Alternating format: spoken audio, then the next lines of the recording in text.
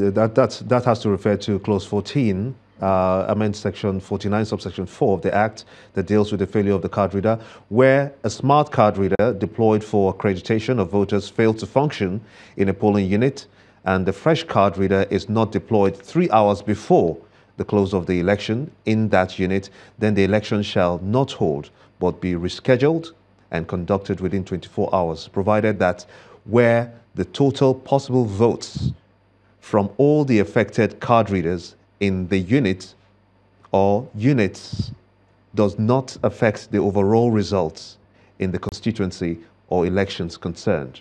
That's what it says. Yes, no. The point is, yes, they have said that without card reader, no election. That is the effect of what they have said. No card reader, no election. That's fine.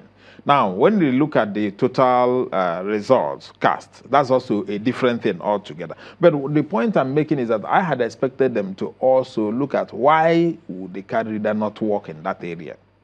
What will be the consequences of the thing not working? Is it a question of negligence?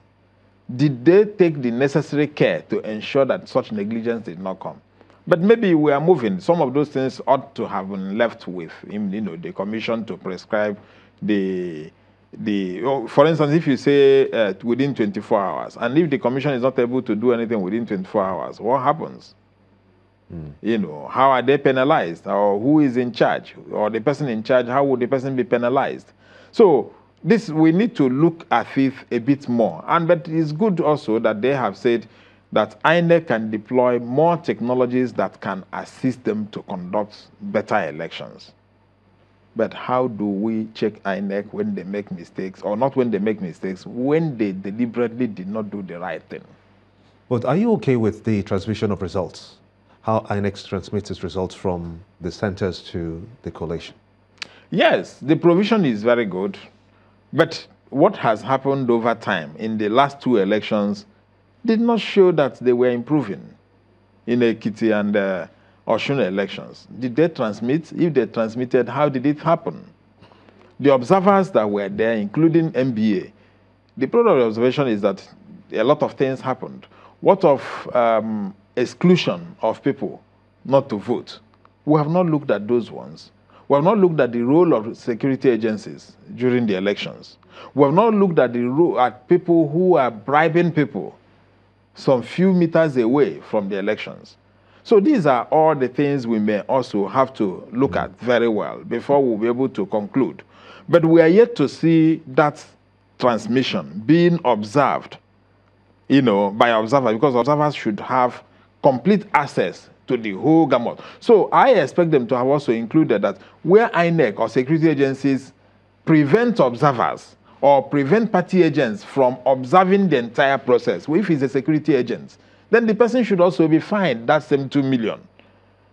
If police or SS or anybody says that an observer or a party agent should not observe the process of the transmission, then the person should be fined too.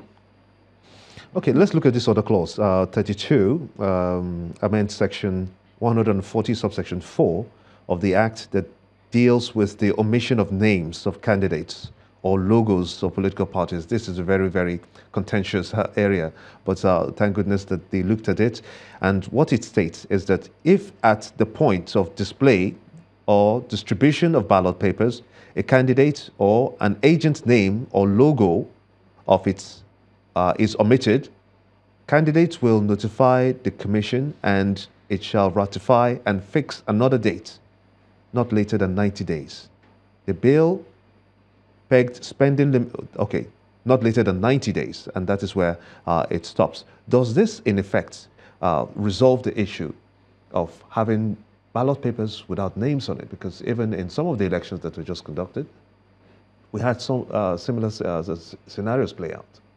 Yes, I think it will assist us to put a little sanity and then also curtail what you may call official negligence in the system.